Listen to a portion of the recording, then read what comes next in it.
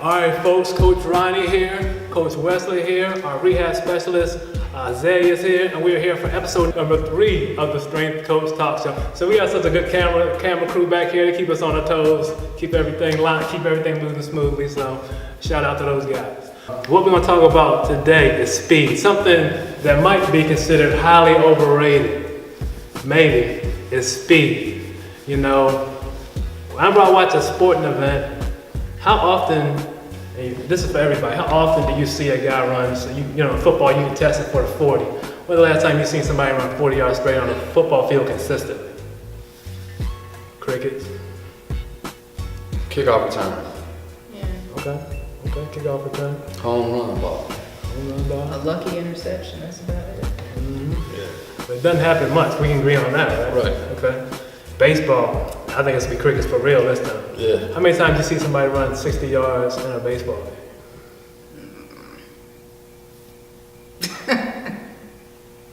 That's our point. So that's why the question is speed overrated? So let's just dive right into it, Coach. What you got on that? I don't necessarily think speed is overrated. I think it's misunderstood. And I think it's specific to, you know, what sport we're talking about and, you know, what the application is in terms of being position specific. You know, as you related to, you know, the combine and the 40-yard dash, and people rarely run 40 yards and that kind of thing.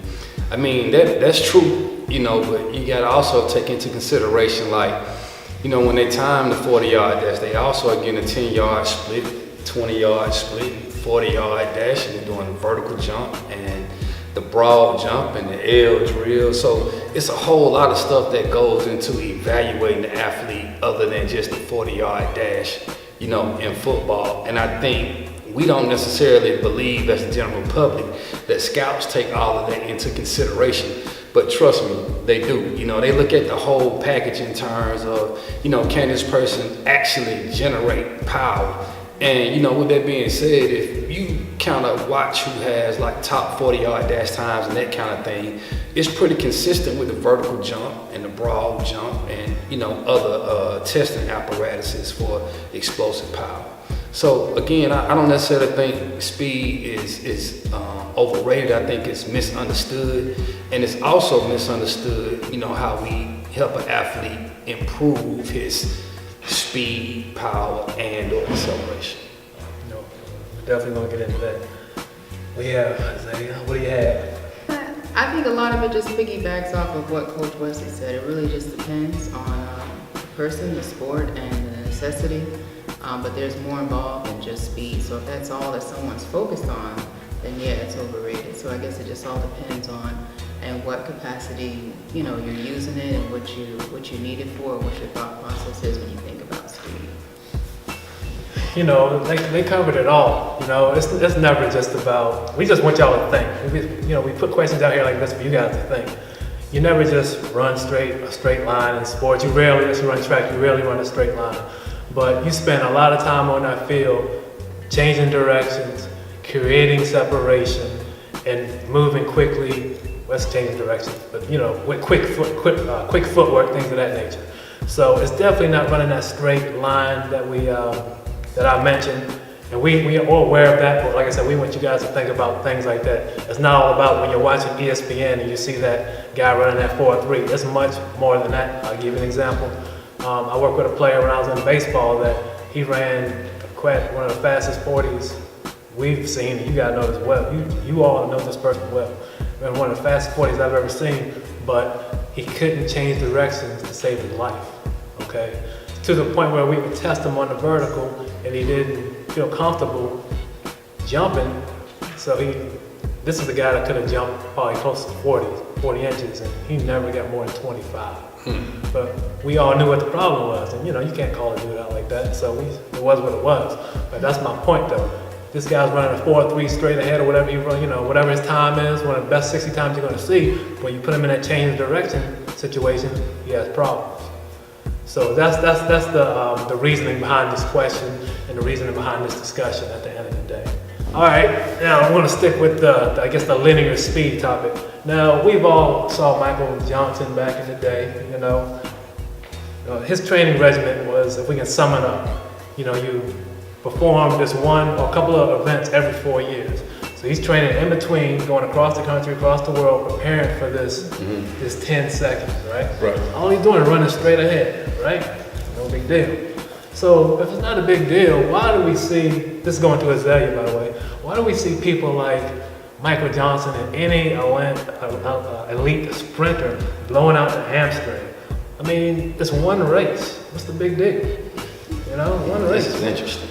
I don't see what's going on. I don't know what's going This on. is interesting. So break this down for us. What's happening? Well, the simplest way to think about it first, you can't just think about, oh, they're just running in a straight line. So in physics class, we learn that there's a lot of forces acting on your body, your muscles, anytime you run. And when you run, it's actually 3 to 4 times your body weight. So you imagine what that means for your muscles and for your feet. So the biggest thing when it comes to hamstring injuries, or just injuries in general, but hamstrings being a little bit more common, even in elite athletes, is could be a number of factors. So you've got to be able to decelerate properly. They also have to be able to absorb the forces, whether they're pushing off the ground, how they stop, how they land. All that plays a role in even elite athletes still getting injuries. So it could simply be, their technique. It could be the fact that they didn't properly rehab a previous hamstring injury, and that continually leads to more hamstring injuries. It could be muscle imbalance that we hear about. It could be muscle weakness. Of course, glute activation and core is always essential, even in elite track runners, because we're talking about elite athletes specifically. These are a lot of factors that you always have to train and you always have to consider. But the biggest thing in a lot of the research is whether or not they properly recovered from the very first hamstring injury. Because a lot of times they may have one and may not make the news, but they may have had one. So it's very possible. Okay.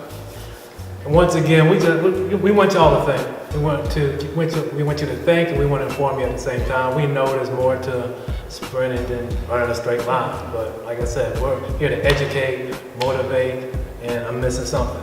Educate, motivate, inform. There it is. So that's why we're here, folks. Now we have our resident. I'll give you a title real quick.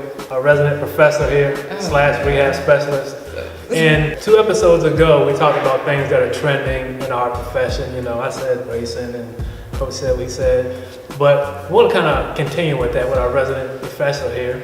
Professor Azalea is going to talk about the T-spine. I'm not going to dive into it. She's going to talk about what the T-spine is, what it does, and then Coach Wesley and I will do our part of that presentation towards the end. So, Professor, the floor is yours. Well, we're all professionals in our own right, quite frankly, and we all can speak on the T-spine. But if we're going to talk about the T-spine specifically, most people think about your upper and your mid-back. So if you kind of feel the back of your neck, you feel that little knot, and then you go from there down to about a little bit where your ribs kind of end, if you're just kind of feeling it without getting all specific. And the biggest job there is just protecting your heart and lungs, but it also plays a big role in mobility when it comes to movement. Now there's a lot of other parts we can go into, like your scapula, you hear about that, and stabilization, but that's a whole different beast. But when it comes to the T-spine specifically, the goal is mobility, and it can free up your back from other injuries if you have good mobility, as well as saving your shoulder from different injuries. So it plays a big role in functional movement. Okay. Now, what's going to happen now? We're going to get up off this couch for the first time ever. Right? And we're going to go over some mobility stuff for it. Now, of course, Wesley has a couple drills he's going to do for you. T-spine mobility. I'm going to finish up with mine. And Professor Azalea, at any time, jump in and, with the stick and point some stuff out. All right. When I coach, I don't really get into names and that kind of thing. Like sometimes I give exercise a name, sometimes I don't. Sometimes I don't like the names that are thrown out there or whatever. But this is my go-to drill for T-spine mobility. So what we're gonna do is assume a split stance, all right? And I'm gonna take my right hand and put it down here and make sure that it is in line with the joint of my ankle. And all I wanna do is, I'm gonna take my left arm and I'm gonna come all the way up and I'm gonna reach And what I'm trying to do is I'm trying to keep my hip and the long bone of my leg parallel to the ground. I want to reach up, let my eyes fall, and really get a good thoracic rotation right there in the T-spine. You do like 8 of these, all right? You don't want to go fast. You really want to make sure that we active. All right? So that's my go-to T-spine drill. Let's just cut to the chase real quick. This is the first plug of the show right there. Yeah. First plug of the show. Yeah. Just in case you didn't know where we are, now you know. The Empire. Yes, sir. Yes, sir. All right, so I'm not going to talk about mobility per se. I'm going to get into there are muscles that are in opposition to the T-spine that are along the T-spine. All right, and I'm going to get into first. I'm going to get to the pecs. The pecs can tighten up, which can restrict the movement of the T-spine.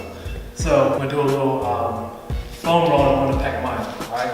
The reason I'm picking the pec minor because it can be neglected. A lot of us, we know to stretch the pec, right? We're familiar with that. We're not familiar with the smaller muscle that lies underneath it. Like I said, I'm gonna show you that real quick. That pec minor foam roll position. You're gonna line this up right here like so.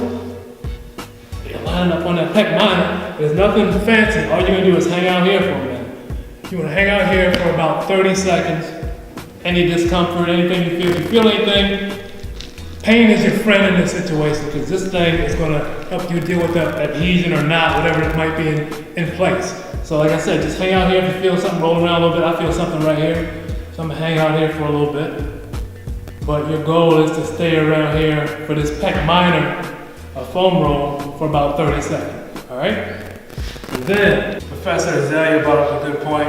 When you are using a foam roller, you're going to try not to have it underneath your arm because there's blood supply there, can cut off arteries, and something that we want to stay away from, okay? So keep that in mind when you're working that foam roller over the pec minor, okay?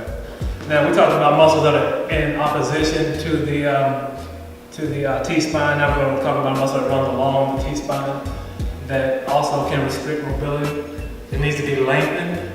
And this is what Coach talked about his go-to. This is my go-to lat stretch. Alright. All you do is set up in this position since you got the good view. Maybe this will be the best view right here. Set up in this position right here. You start here at about 45 degrees with your arm, hand on the ball here, you just roll it out. Right away, you're gonna feel that long stretch right there. Feel the lengthy stretch out, you can bring it back. And then roll it back out, do this about 5 times. Make sure you're feeling that stretch in that lat. And just hang out here for a minute. And feel that stretch all the way from the lat right there. Then we just do the same thing on the other side. Start off about 45 degrees, at a 45 degree angle. Get back a little bit, just roll it out. You feel that stretch all through your lats. Lengthening the lats and working to enhance that. We're lengthening the lats and working to enhance that T-spine mobility. Alright? Alright folks, we moved around a little bit, showing you we're a little diverse. We actually know stuff about T-spines and things like that. So we enjoyed this episode, it's a lot of fun. And we're enjoying every episode with you guys. So make sure you tune in for the next episode of the Strength Coach Talk Show. We'll see you then.